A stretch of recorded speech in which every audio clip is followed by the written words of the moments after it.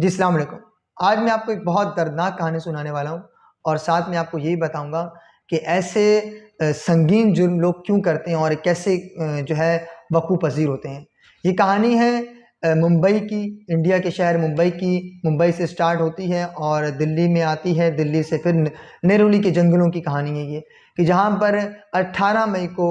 एक आफ़ताब नामी लड़के ने अपनी दोस्त का श्रद्धा नामी लड़की का कत्ल करता है, बेदर्दी से उसका कत्ल करता है और उसके बाद एक आरी से उसके जिस्म के, उसकी लाश के 35 टुकड़े करने के बाद अपने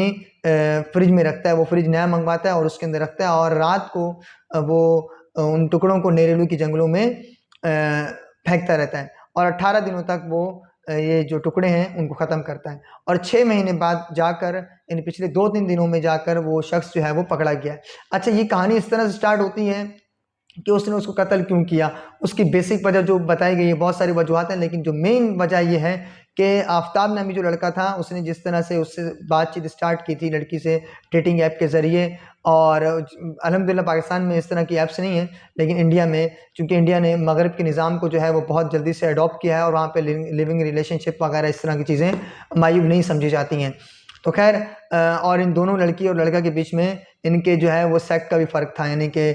अगर हिंदी में हम कहें तो धर्म का, और उर्दू में मज़ाहिब का फ़र्क था कि लड़की जो है वो हिंदू थी और लड़का जो था मुसलमान था। बात इनकी स्टार्ट होती है और जो मेन रीज़न उनका था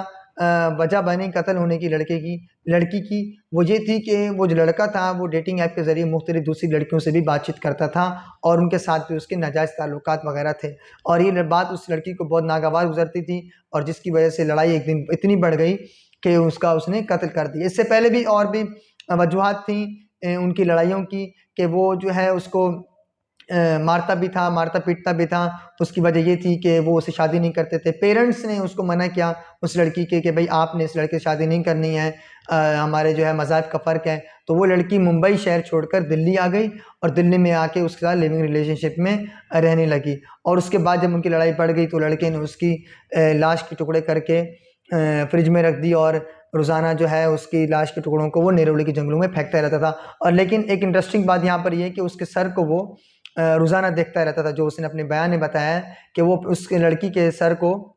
रोज़ाना देखा करता था। और जब उसने ये काम कर दिया तो उसके बाद कई दिनों तक वो लड़का, यानी आफ़ताब, श्रद्धा के इंस्टाग्राम अकाउंट से मुख्तलिफ़ पोस्ट वगैरह करता रहता था ताकि किसी को ये ना लगे कि भाई ये जो है मर चुकी है या जो है ये पता नहीं कहाँ गायब हो चुकी है। तो उसकी प्रेजेंस को शो करने के लिए वो मुख्तलिफ़ जो है वो ये चीज़ें भी पोस्ट वगैरह भी करता रहता था। अच्छा, इस तरह के वाक़यात क्यों जन्म लेते हैं? इसकी बेसिक वजह ये है कि जब आप एक राइट पैटर्न को फॉलो नहीं करते, अपने पेरेंट्स को फॉलो नहीं करते, और उसके बाद ये कि जब पेरेंट्स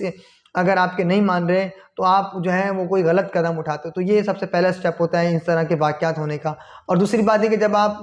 एज़ अ मुस्लिम अगर आप उन चीज़ों को फॉलो नहीं करोगे तो डेफ़िनेटली जब आप एक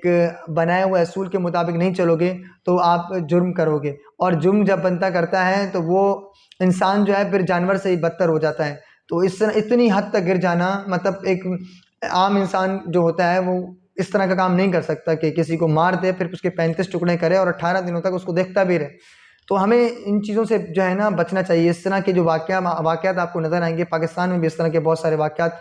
माज़ी में हमारे सामने गुज़रे हैं और इंडिया में भी ये जो है कोई नई बात नहीं है। इंडिया में भी इस तरह के वाक़यात होते रहते हैं, लेकिन अब इंडिया में एक ये मसला बहुत फैला हुआ है कि जिहादी था वो लड़का और इस तरह की बातें हो रही हैं। मुसलमान जो